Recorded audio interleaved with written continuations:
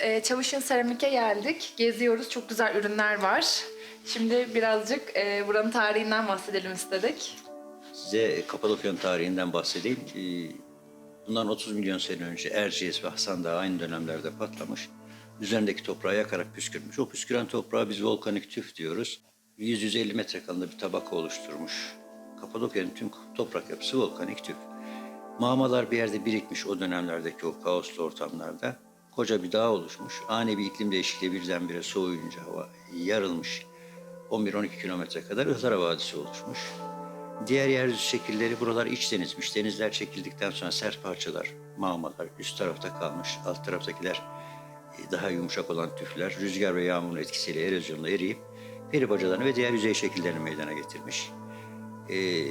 Ancak yeraltı şehirleri insanlar kendileri yapmış bölgenin doğal güzel görüntüsünü sağlayan bölümlerde. Bundan 6000 sene kadar önce mağaralarda yaşayan insanlar mağaralarını genişletmek isteyince bakmışlar toprağın havayla temas eden 1 metrelik kısmı çok sert.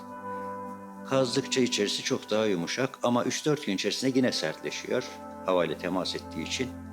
Kazarak yeraltı şehirlerini inşa etmişler. Onların da özelliği toprağın yapısından dolayı dışarıda sıcaklık artı eksi 30 derece bile olsa içerideki sıcaklık hep 11-13 derece civarında oluyor. Ve bakteri ve virüs barındırmıyor. Dış kabukta sert olduğu için içeriye yılan, çıyan, küf benzeri şeyler de giremiyor. Bu yüzden o dönemler için kullanıma çok elverişli yapılar. Yolda giderken tepelerin üstünde küçük bacalar gördüyseniz altları mutlaka soğuk hava deposudur. Zamanında Nevşehir Kalesi 50-60 bin nüfusun barındığı bir yeraltı şehriymiş. Avanos keza 4-5 kilometrelik bir bölüm ırmağın karşı tarafı. 30-35 bin kişi yaşadığı bir yeraltı şehriymiş. Ancak üzerinde yerleşim olduğu için Selçuklulardan bu yana şu anda onların turistik amaçlı kullanılması, görülmesi mümkün değil. Toprağın bu vasfından dolayı üst kısmında manezyumun fazla olması biraz daha verimli olmasını sağlamış. Çok çeşitli kavimler gelip gitmiş, yerleşmişler burada. Persler geldikleri zaman vadilerinde güzel at yetiştirildiğini görüp bölgeye güzel atlar ülkesi anlamında Kaptatuka ismini vermişler. Günümüze Kapadokya olarak gelmiş. Anlamı güzel atlar ülkesi demek. Doğu Roma İmparatorluğu'nun baskısından kaçan Hristiyanlar milattan sonra 2. yüzyılın sonu ve 3. yüzyıl süresince batıya doğru gelenler ilk geldiklerinde Hatay'da Saint Pierre Kilisesi'ni yapmışlar. İlk kaya kilise olarak, ilk kilise olarak bilinen yer. Daha sonra bu bölgeye gelince bakmışlar yeraltı şehirlerin özelliği yaşamaya, barınmaya, özellikle saklanmaya çok uygun. Bu yüzden buralarda yerleşmişler, din merkezleri, yerleşim birimleri yapmışlar. Ta ki Doğu Roma İmparatorluğu onları hoş görmeye başlayıp da dışarıya açıldıklarında dışarıdaki şeyleri monoblok kayaların içerisine de peri bacaların içerisinde kiliseler yapmışlar. Bölgede 300'den fazla kaya kilise var. Çeşitli vadilerin içerisinde. Bir arada olan en çok Soğanlı'da 50-60 kilise var bir arada. Göreme Açık Hava Müzesi'nde 20-25 civarında. Zel ve Paşa Bağları'nda da 10-15 civarında kilise var. Mesela bizim bu bitişimizdeki Çavuş'un Kilisesi diye bilinen kilise, Saint Nikolay Church diye bilinir dünyada. En son kapanmış kaya kiliselerden biri. 963 yılında Aziz Nikolay tarafından yaptırılmış. 1925'e kadar da faal kullanılmış. 1924 yılında Türkiye Cumhuriyeti isteyen gayrimüslim başka ülkeye gidebilir, diğer Müslümanlar buraya gelebilir diye bir yasa çıkartınca mübadele yasası. Bunun üzerine bölgeden 30 binden fazla gayrimüslim yani Ortodoks batıya göçmüş. Yunanistan'a, başka ülkeler, oradan da gelenler olmuş.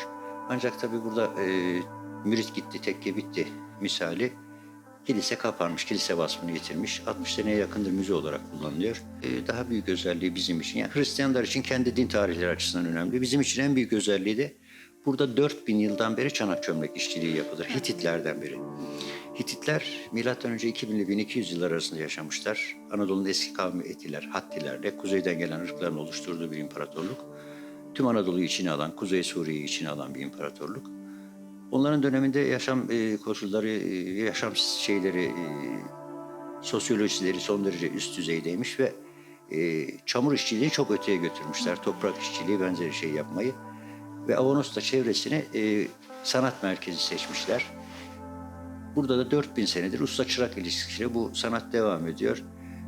Kavimler, insanlar, ırklar, dinler değişmiş ama sanat hala devam ediyor.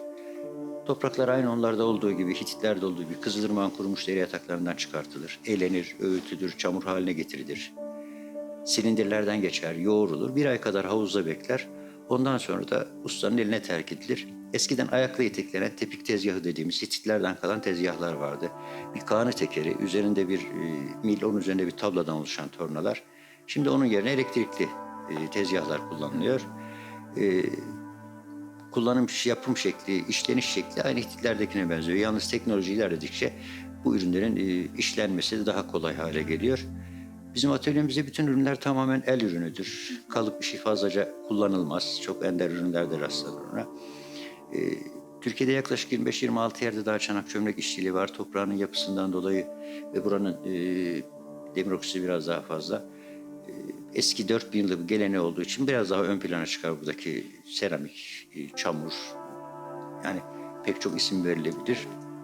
Bu ürünlerin yapımında usta tezgahta şekil verdikten sonra çamura yaklaşık 10 gün kadar süre gölgede kurutularak içinin tamam kuruması sağlanır. Ondan sonra da 900 derecelik ateşte fırında, şimdi elektrikli fırınlarda pişiyoruz. 10 saat süresince pişirilerek taşlaştırılır. Eskiden Hititler döneminde Avanos'un içerisinde 7-8 tane yer fırını vardı.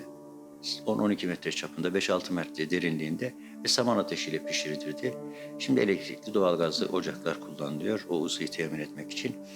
Her ürün farklı topraktan yapılır. Sadece 2 tane ocağın çamurundan güveç yapılabilir. Onlar en yoğun çamurudur.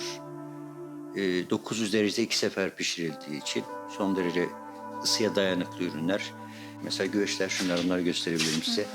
Bunlar güveçler. Bunların özelliği ısıya çok dayanıklı olması. Şunlar da yoğurtluklar. Bunun tam tersi bir ürün. Bunun özelliği de içinde hava kabarcığı, gözenekler olan bir ürün. Bunu ateşe koyarsanız kırılır. Hava kabarcıkları şey yapacağı için, genleşeceği için. Başka kapta kaynatılan süt bunun içerisinde mayalandığı zaman fermantasyon sırasında suyunu emer dışarıya atar. Hititler zamanında en büyük özellik çok çeşitli testiler kullanmışlar. Mesela keçi testi, şuradakilerden göstereyim. Kuğu testi, gagalı testi, halkalı testi, ayaklı, halkalı, burgulu, yivli, pek çok çeşitleri olan testler. Ama en önemlisi günümüze kadar gelip de en çok rağbet gören, en zor yapılan üründe bu halkalı Hitit testisi. Hitit modellerinin hepsinin üzerinde evcil hayvan bitki motifi olur. Bu da en büyük sosyolojik devrimi simgeler. İnsanlar önceden sadece avcı toplayıcı bir toplumken daha sonra kapının önünde hayvan yetiştirmeyi, tarla yapmayı öğrenmişler. Şuradaki gagalı testiler, ayaklı halkalılar, bunların hepsi Hitit döneminden günümüze kalmış modeller. Gerçekten bütün ürünler birbirlerinden güzel. Çok güzel bir işçilik var. Çok güzel anlattınız. Teşekkür ederiz. Ben de size teşekkür ediyorum çünkü tüketim olmadıkça üretim olmaz. İnsanlar bunları bilmedikçe bu sanat dalı çürümeye, yok olmaya mahkum.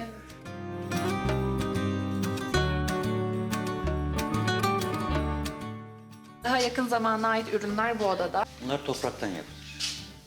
Üzeri pişirildikten sonra boyanır, çizimi yapılır, çam tozuyla kaplanır. Çini denilen bunlar. Çini bakırın üzerine monte edilmiş yüzükler.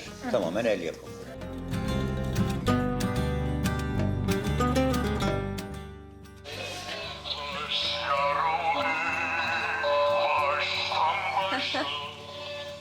Bu da 4000 sene öncenin teknolojisiyle günümüzün teknolojisinin kombinasyonu.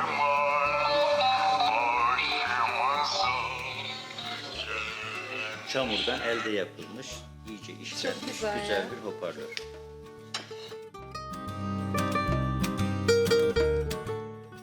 Oldukça detaylı çizimler var. Tabii üzerindeki desenlerin şöyle önemli özellikleri var. Yani İslami kültürde Allah için şey yapılmış, çizilmiş. Karanfil Hazreti Muhammed için çizilmiş desenler. Şunlar hayat ağacı desenleri. Şaman kültürüne ait şeyler, motifler. Şaman kültürünün özelliği bütün dinlerinde temeli kabul edilir. Her şey bir orijinden çıkmış ya da her düşünce, her felsefe sonuçta tek bir noktaya dayanır. Bunu simgeleyen bir motif hayat ağacı. Tüm dünyada en çok bilinen ritüellerden biri.